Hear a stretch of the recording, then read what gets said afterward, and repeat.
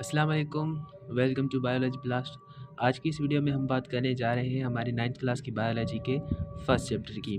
और यहाँ पे हम पढ़ेंगे इंट्रोडक्शन ऑफ बायोलॉजी। ठीक है, इंट्रोडक्शन टू बायोलॉजी चैप्टर का नाम है और हम बायोलॉजी की आज इंट्रोडक्शन पढ़ेंगे उसका। ठीक है, बायोलॉजी जो होती है वो नेचुरल साइंस की एक ब्रांच होती है।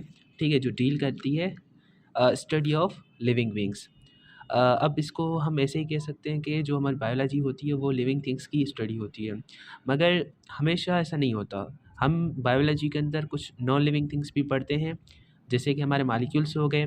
ठीक है, ऑक्सीजन, कार्बन डाइऑक्साइड एक्सेट्रा, ये भी सारी चीज़ें हमारे लाइफ के साथ जुड़ी होती हैं, क्योंकि हम इनके बिना रह नहीं सकते। ओके, तो यहाँ पे दूसरा है, it provides the knowledge about living organisms.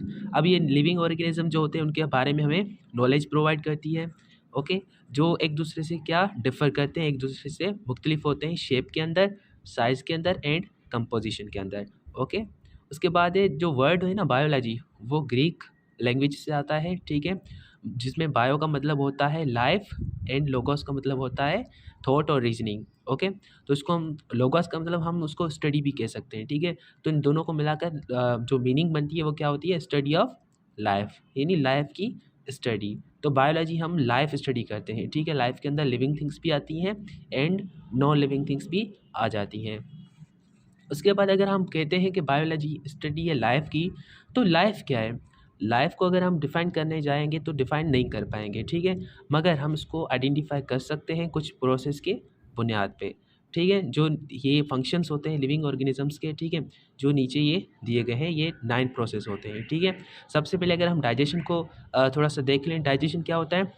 बड़े फूड मालिक्यूल्स का छोटे मालिक्यूल्स में टूटना। ठीक है, सोल्यूबल जो पार्टिकल्स होते हैं उसमें टूटना, उसको हम डाइजेशन कहते हैं। ठीक है, उसके बाद है रेस्पिरेशन।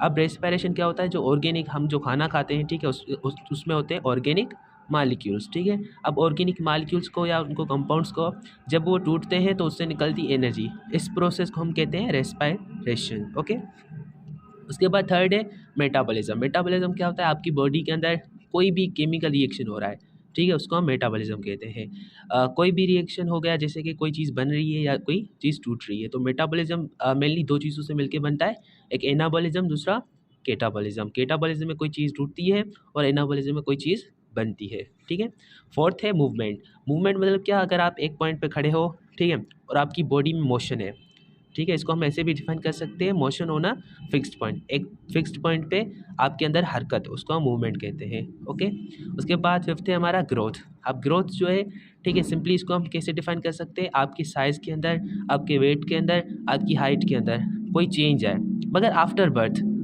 बर्थ के बाद, मतलब जब बच्चा पैदा हो जाता है उसके बाद उसमें जो भी चेंजेस आती है उसको हम ग्रोथ कंसीडर करेंगे कि उसके अंदर ग्रोथ आ रही है। ठीक है, और हमारा सिक्स्थ है डेवलपमेंट। अब डेवलपमेंट एंड ग्रोथ में फ़र्क जो है ना, सिर्फ इतना है, बातें सेम है। ठीक है, इसमें भी क्या आ रही है? साइज़ में, हाइट में एंड वेट में चेंज आ रही है, मगर बिफोर बर्थ, जब एक बच्चा बन रहा होता है, फेटल डेवलपमेंट हो रही होती है उसकी, ठीक है, पेट के अंदर होता है, तब उसके अंदर जो भी चेंजेस आती हैं उसकी हाइट के अंदर, साइज़ के अंदर एंड वेट के अंदर, उसको हम डेवलपमेंट कंसीडर करते हैं। ठीक है, उसके बाद सेवन्थ है एक्सक्रीशन। ठीक है, एक्सक्रीशन क्या होता है? Simply removal of waste substances out of body. आपकी बॉडी से जो वेस्ट मटेरियल्स होते हैं, वेस्ट सब्सटेंस होते हैं, उनको बाहर निकालने वाला जो प्रोसेस होता है उसको हम क्या कहते हैं? एक्सक्रीशन। ओके, उसके बाद आता है इरिटेबिलिटी। इरिटेबिलिटी इसको कह लो या सेंसिटिविटी कह लो, बात सेम है। ठीक है, अब इरिटेबिलिटी या सेंसिटिविटी का मतलब क्या होता है? ये खासियत होती है, एक सलाहियत होती है, ठीक है, ऑर्गेनिजम्स की। इसमें होता क्या है? सिंपली किसी चीज़ को रेस्पॉन्स किया जाता है। ठीक है, मिसाल के तौर पे अभी आप बैठे हो, जहाँ पे कमरे में बैठे हो, ठीक है, नॉर्मली अभी तो सर्दी है, अगर मिसाल के तौर पे ऐसा हो अचानक कोई गर्मी आ जाए आपके कमरे में, ठीक है, रूम में गर्मी ज़्यादा हो जाए, तो आपकी बॉडी कोई ना कोई रेस्पॉन्स जनरेट करेगी। या तो क्या होगा, मिसाल के तौर पे आपकी बॉडी से पसीना तो प्रोड्यूस होगा, और दूसरा आप क्या कर सकते हो, नॉर्मली आप कोई कॉपी वगैरह उठाओगे और उससे हवा करने स्टार्ट कर दोगे, ठीक है। इससे क्या होगा, ये 2 रिस्पॉन्स होंगे, ठीक है। और इसमें जो चेंज आई वो क्या थी, आपकी माहौल में गर्मी बढ़ गई, ये स्टिमुलस होता है, ठीक है। तो समझ आया आया होगा आपको, होप, ठीक है। अब लास्ट है 9th प्रोसेस, उसको हम कहेंगे रिप्रोडक्शन। रिप्रोडक्शन क्या है, सिंपली ये एक प्रोसेस होता है जिसके थ्रू एक ऑर्गेनिज्म अपने जैसे दूसरे ऑर्गेनिज्म को प्रोड्यूस करता है, ठीक है। और वो अपने जैसे मतलब जो है ना प्रोजीनी उसको कहेंगे, उसके जो ना ऑफस्प्रिंग होंगे या उनके चिल्ड्रन ही कह लो, ठीक है। अब कोई भी ऑर्गेनिज्म है उसके अंदर ये 9 के 9 प्रोसेस हो रहे हैं, तो हम उसको कंसीडर करेंगे वहाँ पे लाइफ एग्जिस्ट करती है, अदरवाइज वहाँ पे लाइफ एग्जिस्ट नहीं करेगी। ये जो भी 9 प्रोसेस हमने पढ़े हैं, ये आपको हर लिविंग ऑर्गेनिजम्स के अंदर मिलेगा, ठीक है। अगर ना मिले तो आप उसको कह सकते हो कि वो नॉन लिविंग है। हाँ, आप कह सकते हो कि वायरस एक लौता ऐसा एंटिटी है जो लिविंग भी है एंड नॉन लिविंग भी है।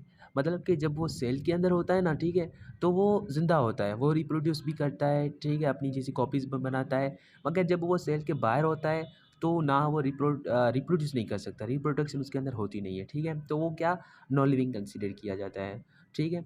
मुझे उम्मीद है कि आपको ये टॉपिक सही से समझ आ गया होगा, ठीक है। अगर ना आया हो तो आप मुझसे नीचे सवाल भी कर सकते हो, मैं आपके हर सवाल का जवाब भी दूँगा। इंशाल्लाह नेक्स्ट वीडियो में मिलते हैं, तब तक अल्लाह हाफ़िज़।